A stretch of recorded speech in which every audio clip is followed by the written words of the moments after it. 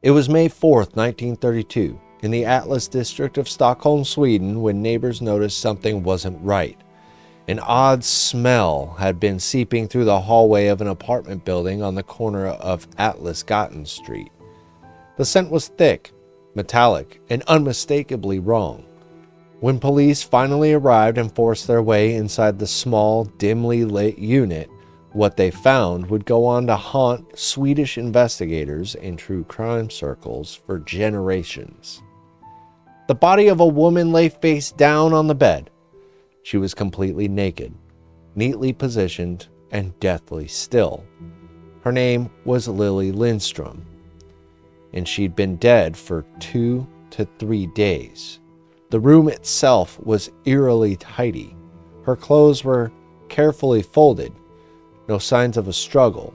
The windows were locked from the inside, but the strangest, most chilling detail wasn't the locked room or the silent crime scene. It was what wasn't there. Her body had been completely drained of blood.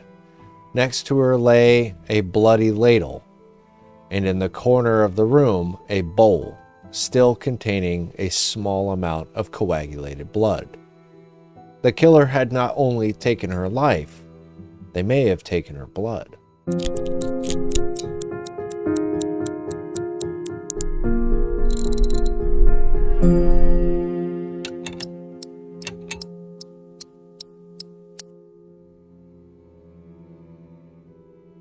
Lilly Lindeström was 32 years old when she died.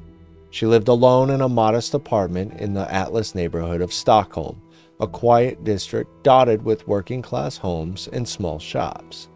To her neighbors, she was a reserved but kind woman. To local police, she was known professionally as a sex worker, one who was discreet, reliable, and reportedly careful about who she allowed into her home. She wasn't flashy or reckless. She kept to herself, worked from home, and had a steady but controlled list of clients. In 1932, sex work existed in a murky space in Sweden. It wasn't technically legal, but enforcement was inconsistent. Women like Lilly operated in the open, but without protection. They were vulnerable, socially marginalized, economically cornered, and often overlooked when it came to violence against them. There were few options for women working outside traditional family structures. If you were unmarried, independent, and living on your own in the 1930s, you were already an anomaly. If you were a sex worker, you were invisible until someone needed to blame you or bury you. Lilly wasn't a drug user. She had no known debts. She was intelligent, spoke clearly, and according to friends, had dreams of eventually leaving the work behind. Her apartment reflected a sense of order and dignity. It was tidy, decorated with personal touches, and she took pride in keeping it welcoming. She also kept a detailed client book, something many women in her field used as both a ledger and a form of protection. That book would later help police identify who visited her and who might have been her final appointment. The last person known to see Lilly alive was a friend and fellow sex worker who stopped by on the evening of May 1st to borrow a condom. Nothing seemed unusual. Lilly was reportedly in good spirits, dressed in her robe, possibly expecting a client. And then, nothing. For the next 3 days, her apartment went silent. No lights, no visitors, no activity until the smell started. When police entered Lilly's apartment on May 4th, the scene they encountered was quiet, clean, and horrifying.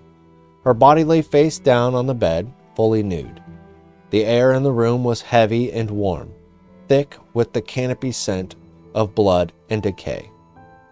But there was no visible blood on the bed, floor, or walls. It was as though it had simply vanished. Her clothes were neatly folded on a nearby chair, her shoes placed beside the bed. The windows were closed, the door was locked from the inside.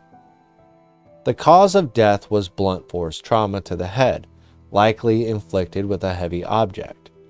The wound was clean and severe, but it was what came after her death that turned this from a grim homicide into one of the most bizarre crime scenes in Swedish history.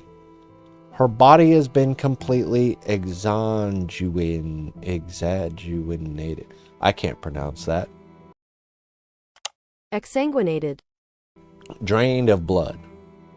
Not a trace of pooling under her, no splatter, no transfer stains, just pale, emptied skin. And next to her body was a ceramic bowl containing coagulated blood. Nearby was a ladle, also stained. Investigators conclude that the bowl had been used to collect her blood. The ladle, with its curved edge and hollow interior, may have been used to drink it. Even for seasoned police, the scene was unlike anything they'd seen before. The implications were grotesque, almost unbelievable. Someone had not only killed Lilly, they had harvested her, and they had done it without disrupting the apartment or alerting neighbors. Semen was collected. There were signs of sexual activity either immediately before or during the murder. But this wasn't a crime of passion. The violence was not chaotic. It was deliberate, possibly even rehearsed.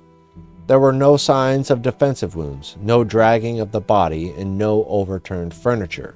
In 1932, forensic science in Sweden was primitive compared to today. There was no DNA testing, no luminol, no trace analysis. Fingerprinting existed, but it required clean, usable prints. There were none at the scene. The apartment was tidy, eerily so. Police searched for signs of forced entry. None were found. There were no scuff marks on the door or frame. No signs that anything had been removed or stolen. Her personal effects, including her client book, were untouched. If the killer had brought the ladle and bowl, it suggested planning.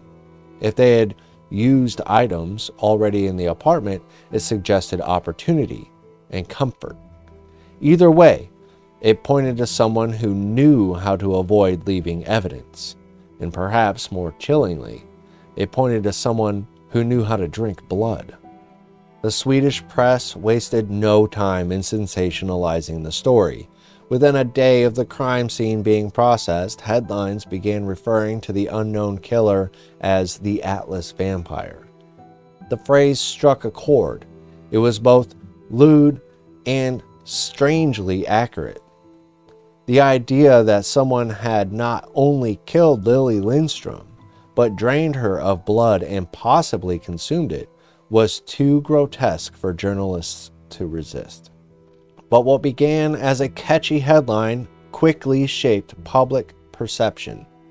Rumors spread that the killer was part of a cult or a practitioner of black magic. Some suggested that Stockholm had a secret society of blood drinkers operating in the shadows. Others believed the killer was mentally ill, obsessed with vampire folklore, and attempting to live it out in real life. And then there were those who thought it was just a deranged client, someone who wanted to act out a dark fantasy and found in Lilly a woman too isolated to be missed for days. The case struck a particular nerve because of when it occurred. This was the early 1930s, a time when vampire fiction was undergoing a revival. Bram Stoker's Dracula had gained new popularity. Following the release of the 1931 film adaptation starring Bela Lugosi, Europe was steeped in Gothic revivalism, spiritualism, and esoteric societies.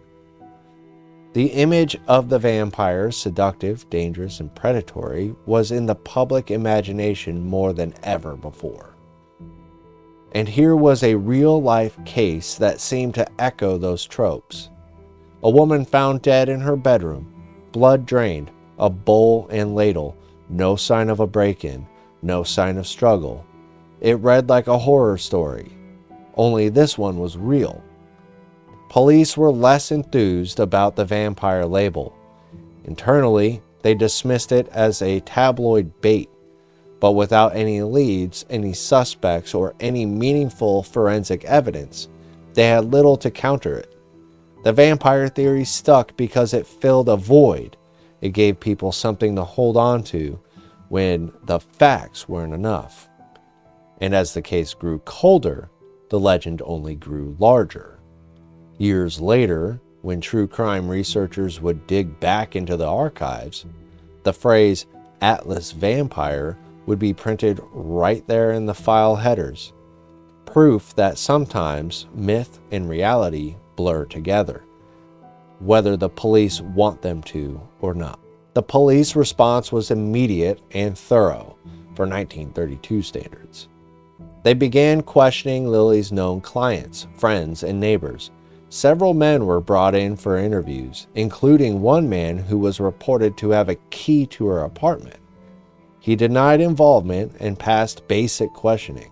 And with no forensic tools to test DNA or cross-reference bodily fluids, the police were stuck relying on statements and alibis alone. No witnesses heard screams. No one reported suspicious visitors. Even the last known contact, her friend who had borrowed the condom, had nothing unusual to report. The problem was, the killer had left the apartment undetected, without disturbing anything, and had managed to do so in a neighborhood filled with residents. That suggested either incredible luck or someone practiced at not being seen. Police turned to more unconventional possibilities. They explored psychiatric records and searched for violent sex offenders in the area. Still, nothing. The crime had all the signs of a personal encounter, but no one close to Lilly seemed capable of it. With no fingerprints, no murder weapon, and no bloodstains outside the apartment, the trail went cold quickly. The Atlas vampire had seemingly vanished into thin air, and Lilly's name quietly slipped from the headlines into legend. Over the years, researchers, criminologists, and amateur sleuths have tried to make sense of the Atlas vampire case. The theories are wide-ranging, but a few rise to the top. One possibility is clinical vampirism, a rare and poorly understood condition sometimes referred to as Renfield's syndrome. Named after the blood-obsessed character from Dracula, this term has been applied to individuals with an obsessive compulsion to drinking blood, usually human, sometimes animal. These cases are incredibly rare, but they exist. If Lilly's killer suffered from this disorder, the ladle and bowl might have been a ritualized method of consumption, something methodical and personal. Another theory suggests a paraphilic killer, someone whose sexual arousal was linked to blood or violent control. The fact that Lilly had been sexually assaulted with a condom still present points to a killer acting out a fetishized fantasy.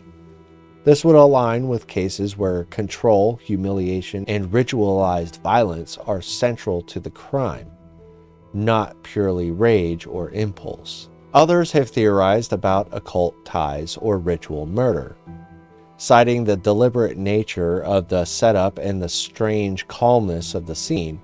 While no evidence of cult activity was found, the fact that the killer brought their own tools and took nothing suggests a purpose beyond robbery or simple lust. Some skeptics believe the ladle and bowl may have been planted, a red herring in an otherwise conventional crime. But if so, why leave them behind? And why drain her blood at all? Finally, there's the possibility that the killer knew Lilly well enough to be let inside, well enough to clean up after themselves, and perhaps well enough to disappear forever. For decades, the story of Lilly Lindeström faded into the background of Stockholm's criminal history. She had no family pressing for justice, no cold case division keeping her file open.